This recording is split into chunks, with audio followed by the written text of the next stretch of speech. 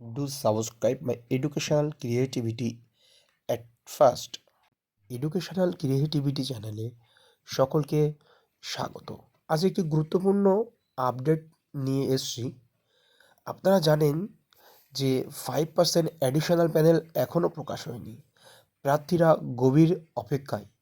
সেই প্যানেল কবে প্রকাশিত হবে তাই নিয়ে গভীর আগ্রহ 5% অ্যাডিশনালে নথিভুক্ত ছেলেমেয়েরা। তারা একের পর এক পর্ষদে দেখা করা, আন্দোলন করা সব কিছুই তারা করেছে। তাদের এটা কিন্তু একটি হকের দাবি বলা যেতে পারে।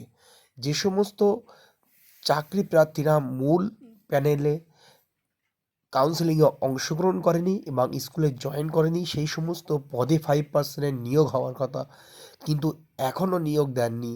তার জন্য কিছুদিন আগে তারা পর্ষদ সভাপতির সঙ্গেও দেখা করেছিলেন, বলেছিলেন খুবই তাড়াতাড়ি দেওয়া হবে, কিন্তু সেই প্রতিশ্রুতি এখনও পূরণ হয়নি। তার জন্য পুনরায় বৃহত্তর আন্দোলনের ডাকে বিস্তারিত আপনারা প্রার্থীদের মুখ থেকে শুনুন। আমাদের দাবিটা হচ্ছে যে এলিজেবল ক্যান্ডিডেট যারা চাকরির জন্য যোগ্য বলে বিবেচিত হয়েছে টোটাল হচ্ছে ৯,৫৩৩ উইথ অ্যাডিশনাল 5%। পিপিআর প্যানেল তৈরি করা হয়েছে ৯,৫৩৩, একটা ৮-৬ এবং একটা ৮-৫ রুলস অনুযায়ী। তো সেক্ষেত্রে ৯,৫৩৩-এর মধ্যে এখনো অব্দি ৯,১৭৪ রিক্রুটমেন্ট অলরেডি কমপ্লিট করেছে। আমাদের অবশিষ্ট ৩৫৭ জনের এখনো অব্দি নিয়োগ হয়নি বা নিয়োগ পায়নি। এই নিয়োগের দাবিতে পর্ষদ সভাপতির কাছে আগামী ১০ই ডিসেম্বর আমাদের বৃহত্তর আন্দোলন, সেই আন্দোলনের দলে দলে যোগ দেওয়ার জন্য আহ্বান করছি যুব সমাজ, ছাত্র সমাজ, শিক্ষা সমাজকে।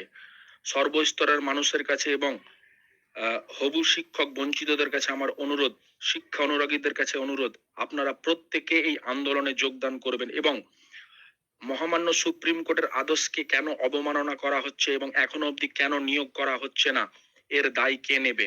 আজকে বঞ্চিতরা কেন রাস্তায়, এর দায় কে নেবে? তাই অবশিষ্ট ৩৫৭ জনের নিয়োগের দাবিতে আগামী ১০ই ডিসেম্বর পর্ষদ ঘেরাও অভিযানে দলে দলে যোগ দিন। সকলের কাছে অনুরোধ, আপনারা প্রত্যেকেই দলে দলে বেলা ১২টার সময় পর্ষদ ঘেরাও অভিযানে দলে দলে যোগ দিবেন। ধন্যবাদ।